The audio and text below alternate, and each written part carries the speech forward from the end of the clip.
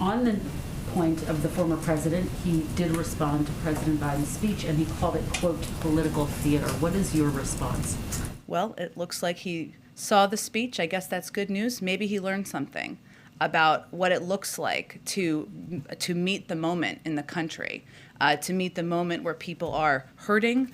They're thinking of the pain, all of the people who worked in that Capitol, who were there a year ago, whether they were members of Congress, their staff, janitors, or journalists, and to speak to who we can be and call for people's higher powers to reach that. Maybe he learned something from that. I guess we'll see. The president made very clear today that he assigns responsibility to President Trump for the January 6th riot and insurrection.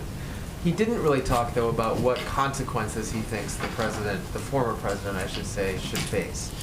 What consequences does he think he should face? He's going to leave that to his Justice Department, which is independent. Vice President Harris, in her remarks today, compared January 6th to Pearl Harbor and 9/11.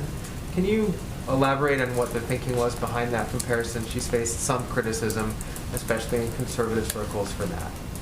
Well, I would first say that, as the president also said in his remarks, if we look back to some very difficult moments in our history, back in 1861, there were no Confederate flags being waved in the Capitol. In very dark moments in our history, there were not people storming our nation's capital, trying to take over the office and even threaten the Speaker of the House.